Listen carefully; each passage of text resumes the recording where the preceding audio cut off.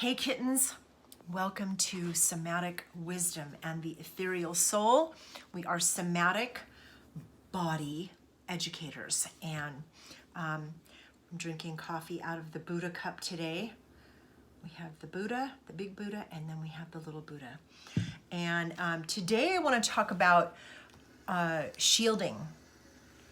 I'm going to use that word first because I got an email on an email list for a friend of mine who is a channeler, and I've known her for a long time, long before she was a channeler.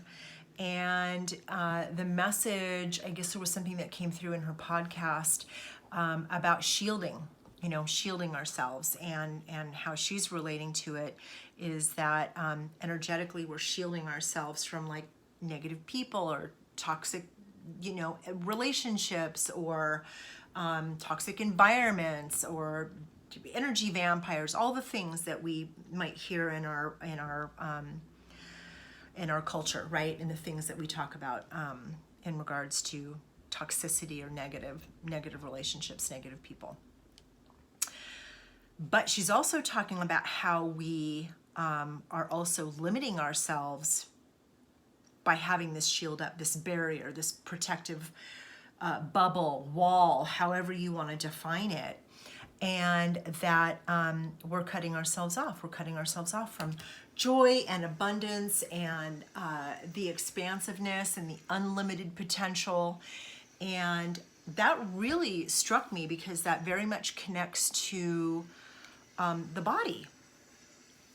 And the way we define it in body work and massage through that lens of body work and massage is armoring. And body armoring is an actual term in the field of massage and body work and in the field of somatics, and it comes from Wilhelm Reich.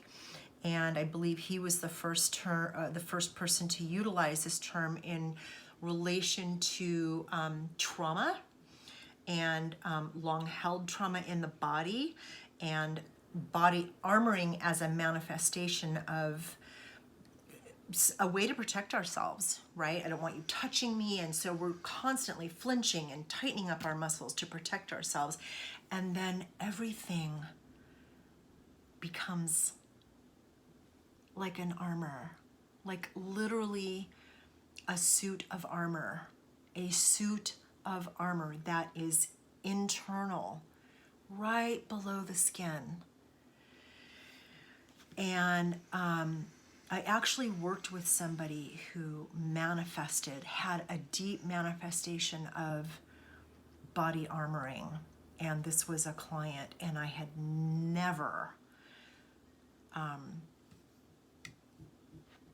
had an opportunity to put my hands on a body where that was so clearly manifested until I worked with this person. I was shocked at that experience. We talked about it in school, totally prepared for that training.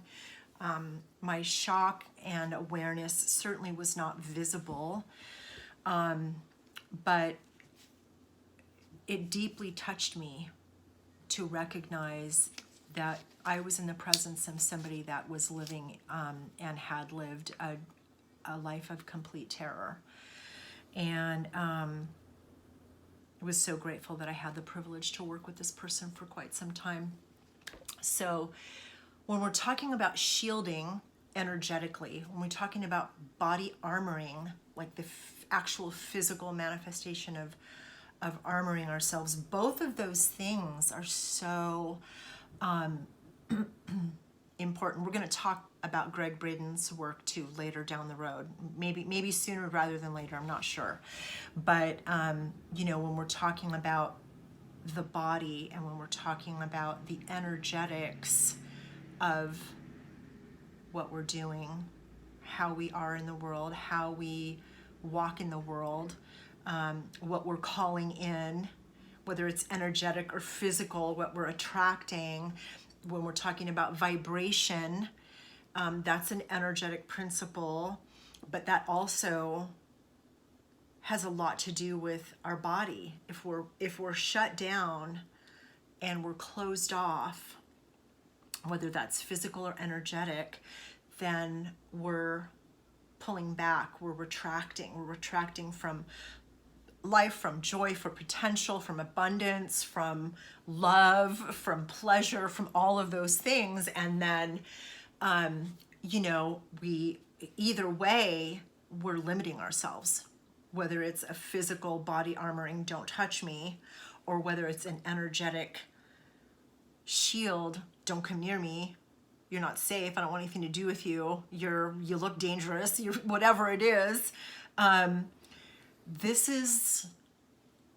These principles overlap.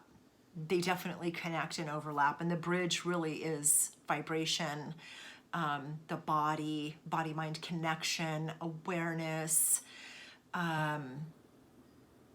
So that's a really juicy topic. I was really excited to see that email today. And she says there's going to be more coming around that. She's talking about dissolving the shield.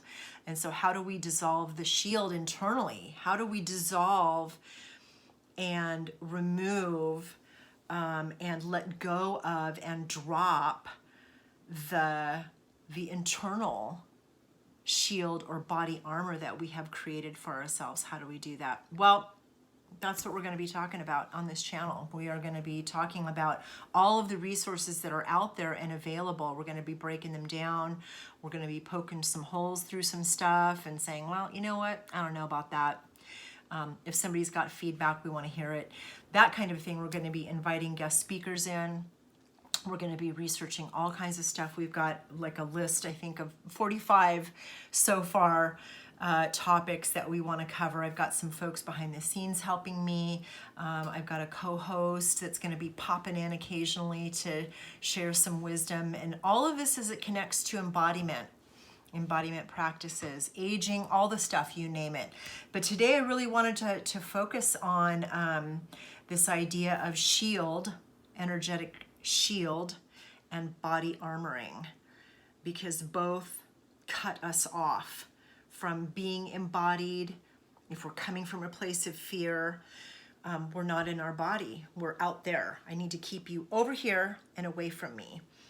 If we're armoring in our body, then we're definitely, don't touch me, don't come near me, right? We're pushing people away. And I think that's probably energetic and internal, right? It's both and. It's out here and it's internal. I don't believe that they're mutually exclusive. I think that they do happen together.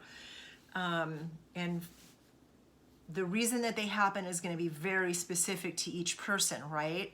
It's not just, well, it usually happens because this took place, or no, it usually happens because of this type of situation. Each person is different in how they got to where they are and to how they're going to move forward from where they are. And that's why this channel is being created, because we agree with that.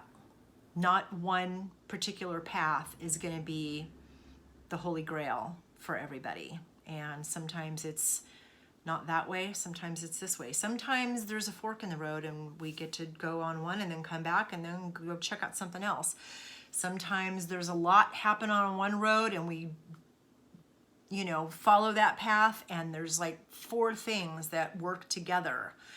Certainly there were 2 things that worked for me really well, and that was art and that was movement. It was very specific. And we'll talk about that, what worked for me on down the line. But we really want to be able to research some of these practices, to research them. We want to talk to practitioners, and we want to talk to people who are using embodiment practices, embodiment resources, building a toolkit for themselves, because that really has value. It's not just about the professional. It's not just about the research or the researcher or the scientist or the counselor that wrote a book. It's sometimes really about the people in the trenches, the people that have their boots on the ground doing the actual work, because that often gets overlooked. And we want to hear from you. We want to hear from the audience. We want to hear from people, this didn't work for me. This is what I did find that worked. And there may be somebody else that says, you know what, I tried that and it didn't work for me and I had to do this entirely different thing, and that was the thing. That was the magic. So wherever you're finding your magic in embodiment, this could be anything. Psychedelics, there's so much out there. I don't know anything about psychedelics, so we're going to be researching all kinds of stuff, and we're going to be bringing that to you one video at a time.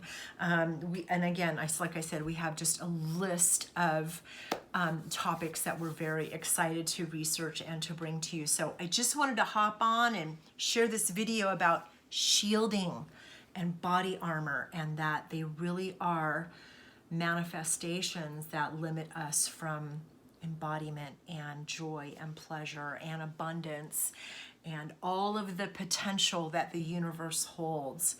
And so we want to get in that. We want to get into that. We want to eliminate, dissolve, drop, remove the shield. We want to soften our tissues and just relax and breathe into the body that we have, and find a way toward inviting in more joy and pleasure and a sense of really being connected to the body. So I'm going to stop there, and please take good care of yourselves. Drink water. I think I shared the Buddha cup. I've done this video like 6 times. I can't remember if I shared the Buddha cup or not, but that's what we're working with today. And we look forward to seeing you again soon. Take care.